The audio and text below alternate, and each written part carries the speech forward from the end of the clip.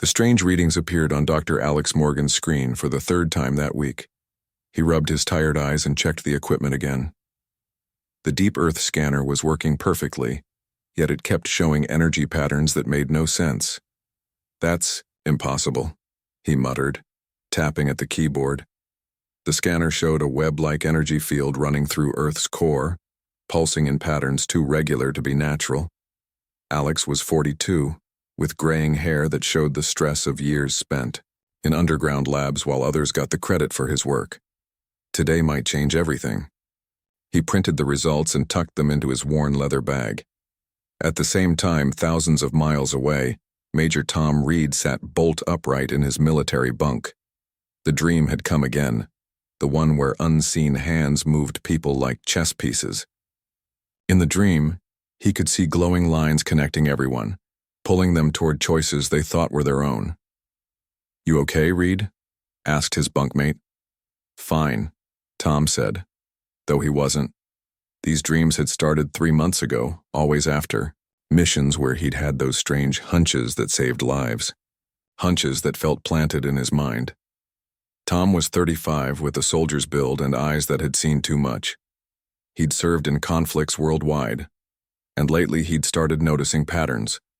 Wars that ended just when certain technologies were discovered. Peace deals that gave unknown companies access to rare resources. It was as if someone was directing human history from behind a curtain.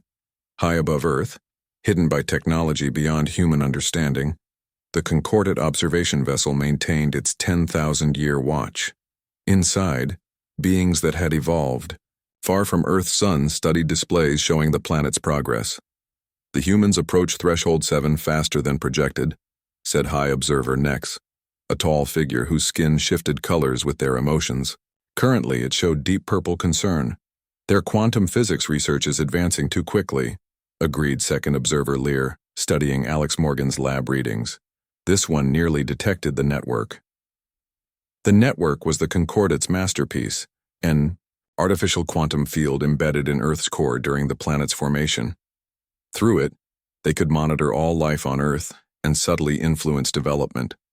Small nudges over centuries had guided humans exactly where the Concordat wanted them, toward technologies useful for harvesting, but away from those that might detect their watchers. "The military human concerns me more," said Third Observer Mott, pointing to Tom Reed's brain scans. "His neural patterns show resistance to our suggestions. He senses the network's influence." Nex's skin pulsed yellow with decision. "The harvesting timeline must be accelerated. Earth was scheduled for full incorporation in 50 years, but we cannot risk detection now. Prepare for implementation in 10 years instead." The others showed blue shock. 10 years? The humans will not be properly conditioned, protested Lear. "Better incomplete harvesting than none," said Nex. "Alert our Earth agents. Increase monitoring of dangerous elements, particularly these 2 humans." Back on Earth, Alex left his lab. Late that night, the strange readings safely copied to his personal devices. The university would never fund further research on what they'd call a technical glitch, but Alex knew better. 20 years studying Earth's core had taught him the difference between equipment failures and genuine discoveries. Walking to his car, he didn't notice the woman across the street taking his photo, or how her eyes briefly glowed with an inner light when she sent the image to her handlers. At his small apartment, Alex created a private online forum called Core Anomalies and posted anonymized versions of his findings. He expected it to sit empty for months. It took less than 3 hours for someone to respond. "These energy patterns match something I've been tracking through historical events. We should talk." Meanwhile, Tom Reed requested a week's leave after his latest mission. His commanding officer was surprised. Reed never took time off, but approved it without question. Tom flew to his cabin in the mountains, where equipment he'd quietly collected over the past year waited. On the walls were maps showing conflicts throughout human history, with red strings connecting seemingly unrelated events. In one corner sat a powerful computer running programs that searched for patterns in human innovation.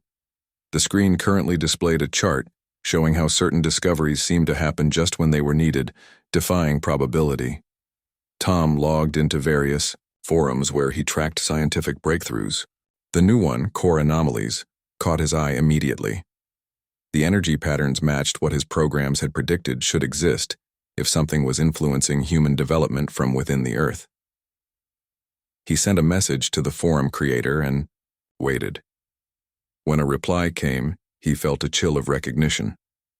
"I've been seeing these patterns for months. They're getting stronger. What does your military background tell you about this?" A.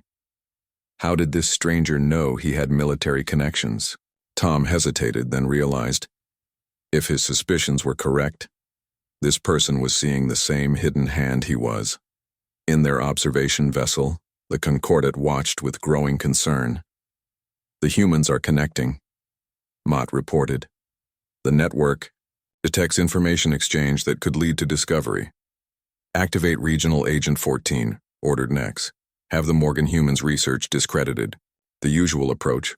Professional embarrassment, funding cuts, suggestion of mental instability." "And Reed?" asked Lear. "More direct measures may be required. His military training makes him dangerous. Have Agent 22 arrange an accident during his leave." Next turned toward the main display showing Earth, a world the Concordat had watched develop from single-celled organisms to a civilization on the verge of space exploration. So much careful work, so much energy invested. Every harvested world faces this moment, Nex reminded the others. The point where the native species begins to sense our presence. Few make it past suspicion before we complete integration. "None have had humans' particular talent for obstinacy," said Mott. "Their unpredictability factors are higher than any species we've harvested, which is why their emotional energy is so valuable," said Nex. "The harvesting will proceed, unaware." They were being watched. Alex and Tom continued their exchange, eventually agreeing to meet in person. Alex also reached out to Lisa Voss, a computer expert whose papers on quantum computing had impressed him, and Dr. Mark Wells, a geologist who had published controversial theories about Earth's core that matched Alex's findings. None of them realized they were forming the first resistance against a plan set in motion before humans walked upright. None of them knew that across the galaxy, Earth was famous for one thing only: the unique energy humans produced when thinking, feeling, and innovating. Energy the Concordat had been quietly harvesting for millennia, and planned to take completely once humans reached the right development stage. None of them knew that together, they would soon uncover the truth. Earth was not free. It never had been. And the Watchers had plans that would end human independence forever, unless somehow the connection could be severed. The small diner on the edge of town was almost empty when Alex Morgan arrived. He chose a booth at the back, ordered coffee, and waited. His hands shook slightly as he placed his laptop on the table. If he was right about what he'd discovered, nothing in human history was what it seemed. The bell above the door jingled, and a man with military posture walked in. He scanned the room quickly before approaching. "Dr. Morgan?" he asked. Alex nodded. "Major Reed, I assume." Tom Reed slid into the booth across from him. For a moment they studied each other, the tired scientist and the alert soldier, united by their discovery of something impossible. "I brought the readings," Alex said, turning his laptop to show the energy patterns pulsing through Earth's core. "It's not natural. It's a network, a manufactured one." Tom nodded. "I've been tracking its effects for months." He opened his own computer and showed Alex maps of historical conflicts. These wars didn't happen randomly. Someone or something has been guiding us, pushing human development along specific paths. "But who? And why?" Alex asked. "That's what we need to find out," Tom replied. As they spoke, neither noticed the waitress watching them with unusual interest, her eyes briefly flashing an unnatural color. Lisa Voss arrived at her apartment to find her computer running by itself. Lines of code scrolled across the screen, code she hadn't written. She slammed the laptop shut and backed away. Ever since Dr. Morgan had contacted her about his energy patterns, strange things had been happening. Her research funding was suddenly under review. Colleagues avoided her, and now this. Her phone rang. The display showed an unknown number. "Hello? she answered cautiously. Lisa Voss? This is Mark Wells. Alex Morgan suggested I call you. The geologist's voice was tense. I think we're being watched. My lab was broken into last night. They only took my core samples and research notes. My computer just turned itself on, Lisa said. Something is happening. We need to meet. Somewhere safe. In the Concordat vessel, alarms flashed as monitoring systems detected the growing human awareness. The subjects are connecting too quickly, Mott reported. Agent 14 failed to isolate Morgan. Nex's skin darkened with anger. How? We've manipulated human social structures for centuries to prevent exactly this kind of cooperation. It appears to be their natural resistance to control, Lear suggested. The more we push, the more these specific humans push back. Activate all regional agents, Nex ordered. Find these humans and stop their communication immediately. Alex had converted his garage into a makeshift lab. The walls were covered with printouts of the energy patterns, and a large model of Earth's core sat on a table. Tom, Lisa, and Mark gathered around as Alex explained his latest discovery. I found a way to visualize the network, he said, turning, on a device of his own making. The room darkened and a holographic image appeared above the model, a web of light pulsing through the Earth, reaching up to the surface. It's beautiful, Lisa whispered.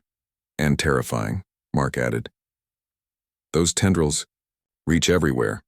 Major cities, government centers, military bases. Tom pointed to several bright spots. These match locations where I've experienced those strange intuitions during missions. It's like the network was feeding me information, steering my decisions. Lisa sat at her laptop, fingers flying over the keys. I'm detecting data transmission through these pathways. This isn't just a monitoring system, it's actively communicating. With what? Alex asked. Lisa looked up, her face pale. Something not on Earth. As they worked through the night, pieces fell into place. Using Tom's historical data, Mark's geological knowledge, and Lisa's computing skills, they mapped how the network had influenced human history. The Industrial Revolution, both world wars, the space race, the internet, all guided, Tom said, pointing to their timeline. Pushing us toward specific technologies while holding others back. But why? Asked Mark. Alex sat back, his face grim. I think we're being farmed. The others stared at him. The network doesn't just monitor us, it harvests something from us. That's why it guides our development, our conflicts, our innovations. They're cultivating us for something we produce. What could humans possibly have that advanced aliens would want? Lisa asked. Before Alex could answer, the lights went out. In the sudden darkness, they heard the sound of breaking glass from the front of the house. They found us, Tom whispered, reaching for his gun. Agent 22 moved silently through Morgan's house, neural implants connecting her directly to the Concordat network. 3 other agents surrounded the building. Their orders were clear. Secure the humans and their research. She rounded a corner and froze. The house was empty, but the back door stood open. The targets are moving, she reported through her neural link. East side heading for the woods. Tom led the group through the dark forest behind Alex's house. Years of military training had prepared him for this. In his pack were hard drives containing all their research. Where are we going? Lisa asked, breathing hard as they climbed a steep hill. I have a safe house, Tom replied. Stocked with equipment off the grid. We'll be able to continue our work there. Who were they? Mark asked. Human agents, Tom said grimly. People connected to the network in ways most aren't, controlled by whoever built it. 3 days later, the team had set up in Tom's mountain cabin. Lisa had built a signal jammer that seemed to block the network's influence, creating a bubble of privacy around them. I've analyzed the energy patterns further, Alex said, showing them new scans. The network affects human brain activity, especially during decision-making. It's subtle, just enough to nudge us in certain directions while making us think the choices are our own. The real question is, what do we do now? Mark asked. Who would believe us? Tom looked out the window at the stars. We need to show people proof, and we need to find a way to fight back. Lisa turned her laptop toward them. On the screen was a design for a device, I think I know how we might be able to block the network completely, not just around us, but everywhere. You mean cut Earth off from whoever is controlling the network? Alex asked. Lisa nodded. Exactly. We can sever the connection. None of them noticed the tiny drone hovering outside the window, transmitting their conversation to watchers beyond Earth's atmosphere. Anai, the Concordat vessel, next received the transmission with growing alarm. These humans plan to sever our connection to the network, he told the other observers. If they succeed, we lose 10,000 years of cultivation. Impossible, Lear said. No species has ever developed such capability before harvesting. None has ever detected us this early either, Mott pointed out. We cannot take the risk. Nex's skin shifted to the deep red of final decisions. Prepare for immediate harvesting. We cannot wait any longer. Better to take what energy we can now than lose Earth completely. As Nex gave the order, the fate of humanity hung in the balance. The Concordat had never lost a harvesting world before. They didn't intend to start now, but they had never faced humans before either. Snow fell outside the cabin as Lisa worked through the night on her blocking device. A month had passed since they'd escaped from Alex's house. In that time, they had learned more about the network and its purpose, each discovery more disturbing than the last.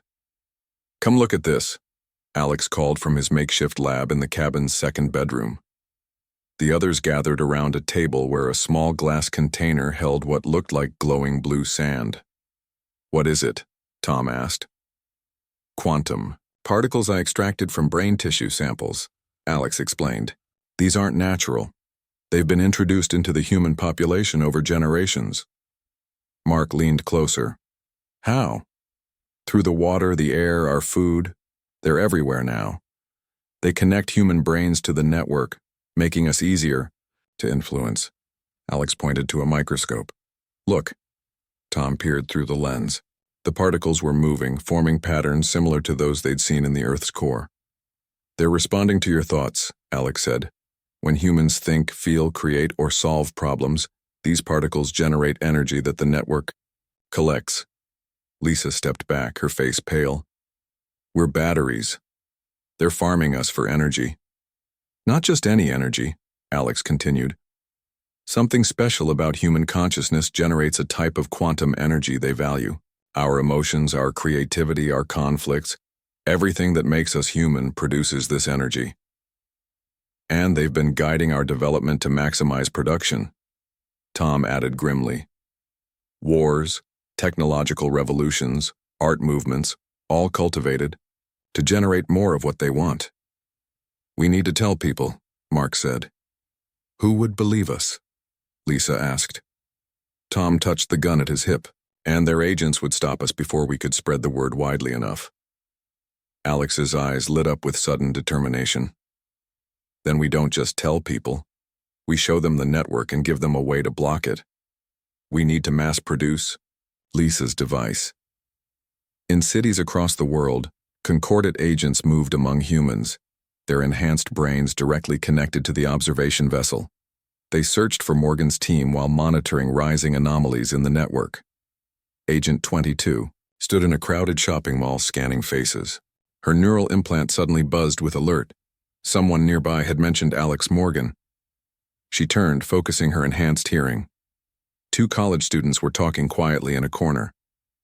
This scientist online claiming aliens are controlling us through quantum particles, one said, showing the other his phone.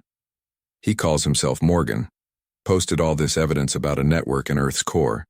Agent 22 moved closer, watching the video playing on the student's phone. It was Morgan explaining the network while showing scans and data. The agent's implant burned hot as the Concordat sent urgent commands through it. Across the globe, similar scenes played out. Despite the Concordat's efforts to block it, Morgan's message was spreading through the internet, through whispered conversations, through underground forums. They're trying to shut us down, Lisa said, typing frantically at her computer. Our main server just went offline. The team had moved to an abandoned mining facility underground, where the surrounding rock helped shield them from detection. Their message had been online for just 3 days, but the response had been stronger than they dared hope. "How many people saw it before we lost the server?" Tom asked. "Almost 2 million views and thousands of downloads of the blocking device plans." Lisa smiled. "It's out there now. They can't completely stop it." Alex looked at the messages, flooding their secure email. "Most people think it's a hoax, but some believe us. Engineers, scientists, military personnel, people who've noticed the patterns like we did." "What about the blocking device? Any reports of successful builds?" Mark asked. Lisa nodded. 17 confirmed builds in 12 countries. When activated, they create dead zones in the network, small ones but growing. Tom pointed to a map showing these dead zones. "We need more, hundreds more. And we need to target them strategically," Alex added. "Their control is strongest at these key locations." He marked several points on the map: major government centers, military bases, technology hubs. "The Concordat will be fighting back hard now," Lisa warned. "Their human agents will be hunting anyone building these devices." "Then we need to become an actual resistance," Tom said, his military training taking over. "Organize cells, secure communication, defensive measures." "We'll need help," Mark said. Tom nodded. "I have contacts, people who will believe us once I show them evidence, former soldiers, intelligence officers. And I know scientists who would join us," Alex added. "Then it's settled," Lisa said. "We're not just 4 people hiding anymore, we're the start of something bigger." On the Concordat vessel, chaos erupted as monitoring stations showed spreading disruptions in the network. "The humans have created blocking technology," Mott reported, skin flashing with alarmed colors. "Multiple dead zones detected." "Impossible," Nex said, but the evidence was clear on the displays. "The harvesting equipment is ready," Lear informed them. "We can begin extraction immediately." Nex hesitated. Full harvesting was a drastic step. It would extract maximum energy, but leave Earth's population drained, their development set back centuries. "The humans are organizing resistance faster than any species we've encountered," Mott said. "If we wait, begin the harvesting," Nex ordered. "Full power." Pain shot through Tom's head in the middle of a planning session. Around him, the others clutched their temples, crying out. "What's happening?" Mark gasped. Lisa staggered to her monitoring equipment. "The network. It's fully activating. Energy extraction at maximum levels." Outside their shielded facility across the world, humans fell to their knees as the network began drawing energy directly from their minds. Those closest to active blocking devices found relief, huddling in the small safe zones. "They're harvesting," Alex said through gritted teeth, "taking everything they can." "This changes our timeline," Tom said, fighting through the pain. "We don't have months anymore, we have days, maybe hours."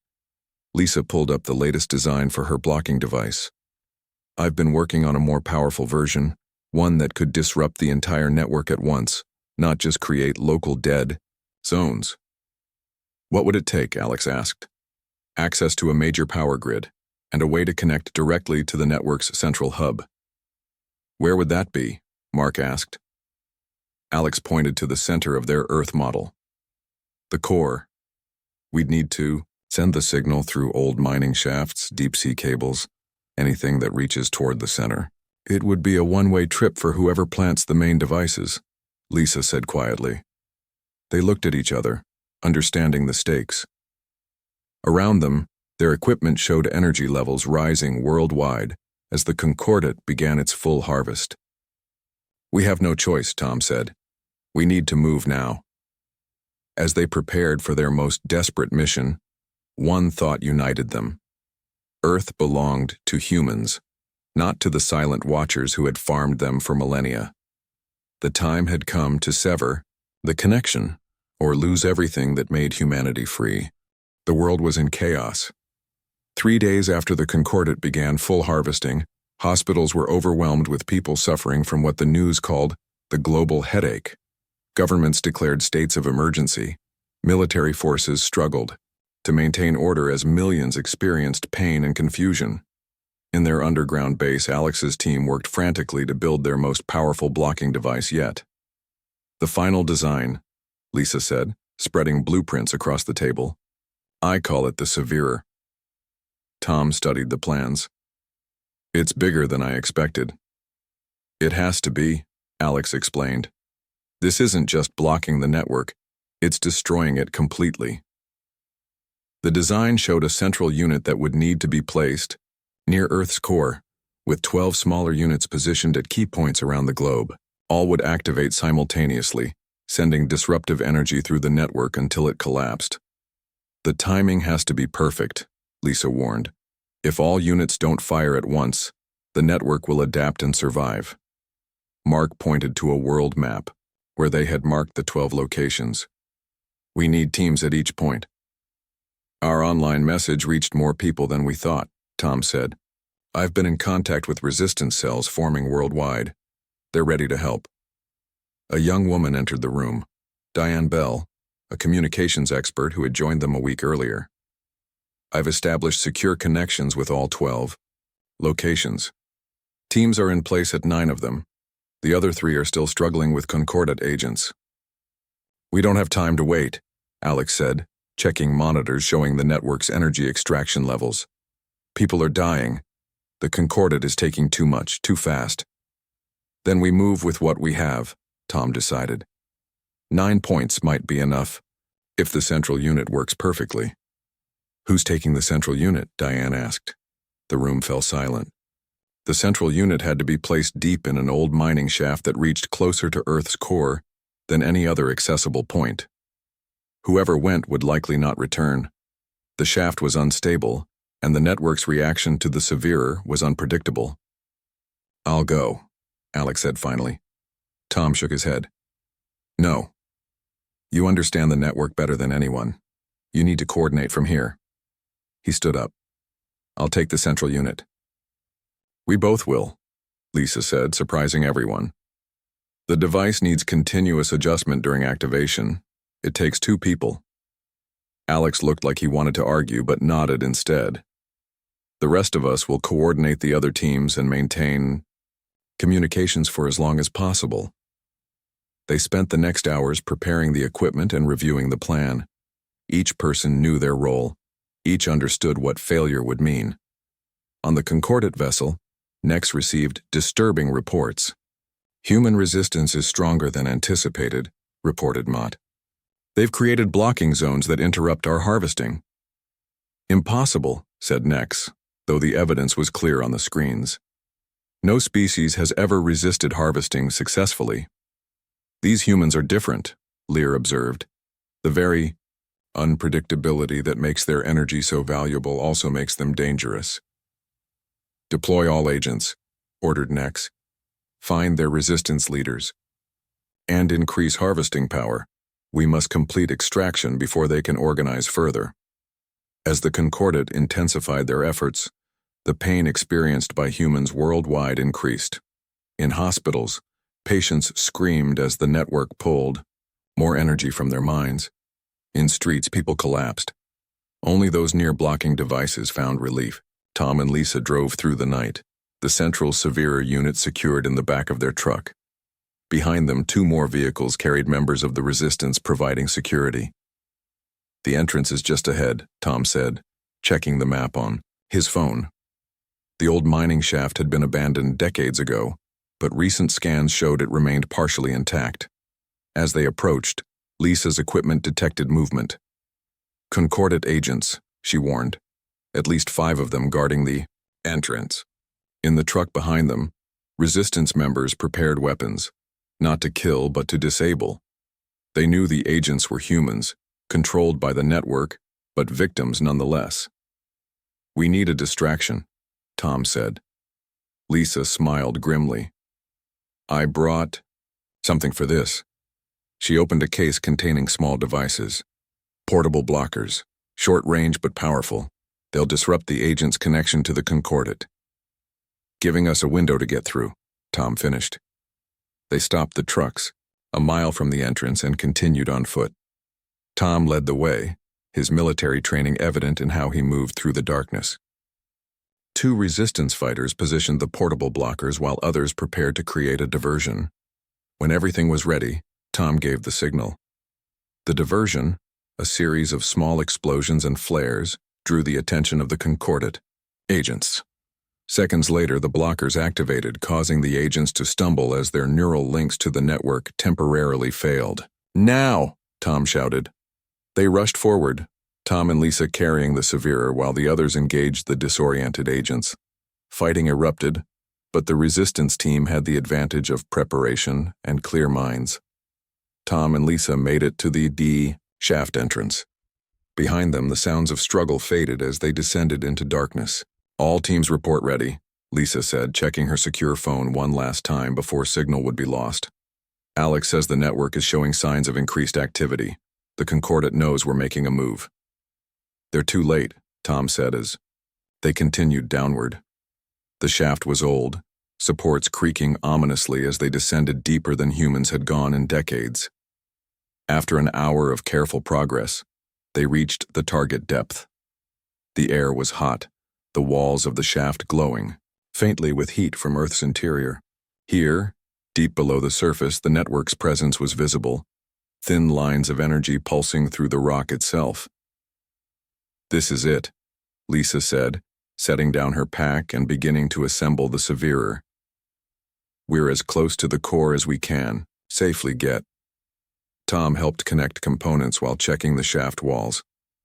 "This place won't hold much longer. The network energy is destabilizing it." "It just needs to hold long enough," Lisa replied, focusing on the device. As they worked, the energy lines in the walls grew brighter, as if the network sensed their intentions. The air became harder to breathe, charged with power and heavy with heat. Finally, the Severer was ready, a cylinder of complex technology that hummed with building energy. "Activation in 3 minutes," Lisa said, checking the synchronized timer. "All other teams should be at the same point now."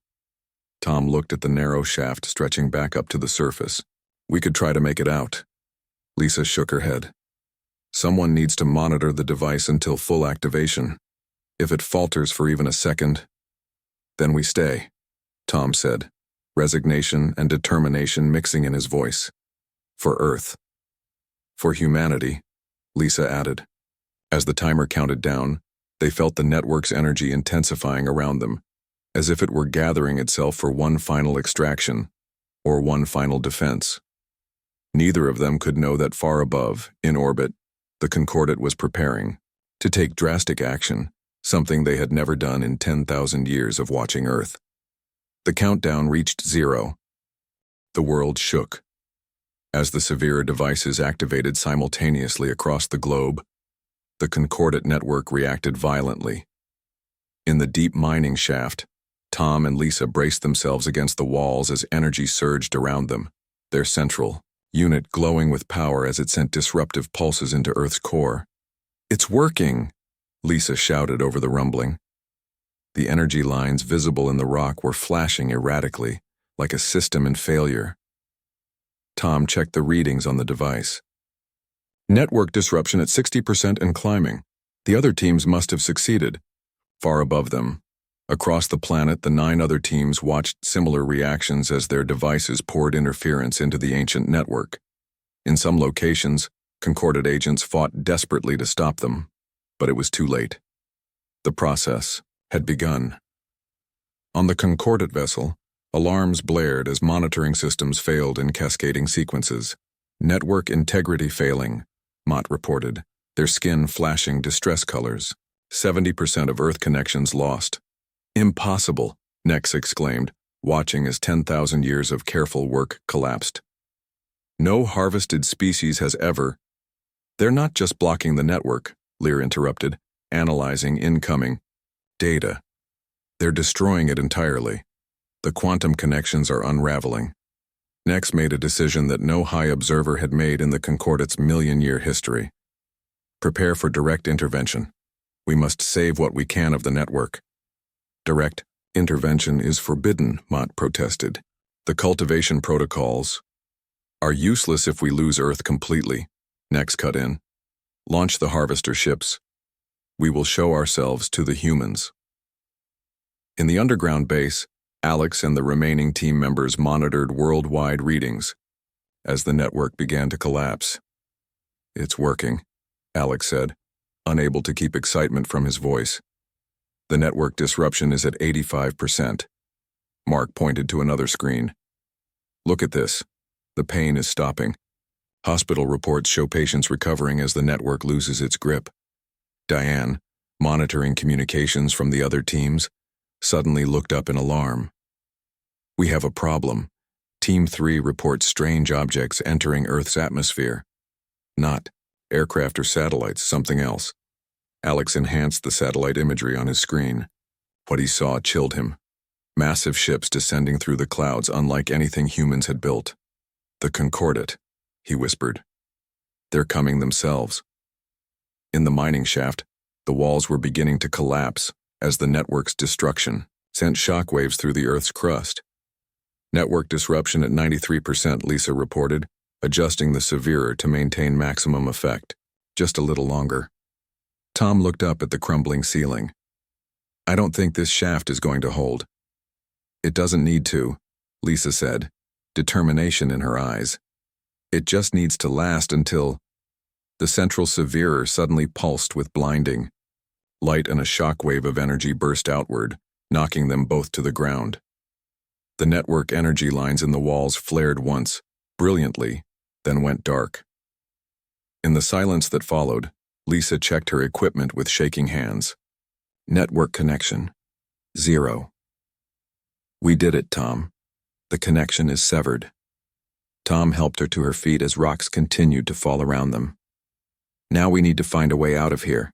Across the world, as the network collapsed completely, billions of humans experienced a strange moment of clarity, as if a fog they hadn't known existed had suddenly lifted from their minds. For the first time in human history, people were thinking truly for themselves, free from the subtle influence that had guided their species since its beginning. But the celebration was short-lived. In major cities worldwide, enormous ships appeared in the skies. Smaller craft descended, landing in government centers, military bases, and open spaces. From these craft emerged beings with color-shifting skin and eyes that held the knowledge of civilizations older than human history.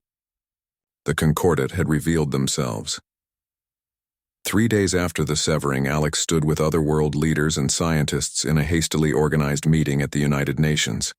Before them stood High Observer Nex and 2 other Concordat representatives, the A, first official contact between humans and their former manipulators. "For 10,000 years we guided your development," Nex was saying, his skin a muted blue of formal discourse. "The energy your consciousness produces is the most valuable resource in our galaxy. No other species generates it with your efficiency." "You mean no other species was as easy to farm?" Alex replied coldly. Nex's skin flickered with what might have been embarrassment. "Our methods have been the same across 100 worlds. None have ever detected us before harvesting was complete. None have ever severed the connection." The human representatives exchanged glances. Despite the shock of alien contact, there was pride in what humanity had accomplished. "What do you want now?" asked the Secretary General. "Your network is destroyed. Your harvesting has failed." "We propose a new arrangement," said Nex. "A mutual exchange. Your energy freely given in return for technology, knowledge, protection." Alex laughed, surprising everyone, including himself. "You still don't understand, do you? We don't need your guidance anymore. We've spent the last week examining your technology from the network fragments. We've already learned more on our own than you taught us in centuries." To demonstrate, he activated a device on the table. A holographic display appeared, showing detailed schematics of Concordat ships, communication systems, and even the quantum technology that had powered the network. Nex's skin paled to white shock. "Impossible. You couldn't have reverse-engineered this so quickly." "That's what you keep saying," Alex replied, "yet here we are." Tom and Lisa entered the room, having been rescued from the mine shaft the day before. They carried more devices of human design, inspired by Concordat technology but distinctly different, already improved upon. "While you were guiding us," Tom said, You never let us develop past certain points. Without your influence, it turns out we learn very quickly. Lisa activated one of the devices, creating a small energy field similar to the networks but controlled entirely by humans. We understand what you were harvesting now and how to generate it ourselves. The difference is, we'll choose how to use it. Nex and the other Concordat representatives conferred in their own language, clearly disturbed by this turn of events. Finally, Nex addressed the humans again. It seems we have underestimated your species. Perhaps a different kind of relationship is possible, as equals, not as cultivators and cultivated. Perhaps, the Secretary General said carefully, but that discussion will happen on our terms, not yours. As the meeting continued, Alex looked out the window at the Concordat ships hovering in the distance. For the first time, they seemed less frightening, less all-powerful. Just another species, albeit an advanced one, that had made the mistake of underestimating humanity. 1 year after the severing, Earth had changed dramatically. With the Concordat's unwilling assistance, humans had developed faster-than-light communication, established their own presence in the solar system, and begun to take their place among the stars. Alex, Tom, Lisa, and Mark stood on the observation deck of humanity's first true space station, watching Earth turn below them. I still can't believe how fast we've advanced, Mark said. That's what happens when you're not being held back anymore, Lisa replied. All that human potential finally unleashed. The Concordat reports that other harvested worlds are beginning to resist as well, Tom added. Our example is spreading. Alex smiled as he looked out at the stars, no longer distant and unreachable, but the next frontier for a humanity that had proven itself more resilient, more adaptable, and more powerful than any galaxy-spanning civilization had expected. They thought they were creating the perfect farm, he said quietly. Instead, they created the perfect resistance. Beyond the observation window, the vast universe beckoned, no longer a place where humans were merely cattle to be harvested, but a realm where they would forge their own destiny, free from manipulation, free from control. The connection was severed. Humanity was free, and the galaxy would never be the same.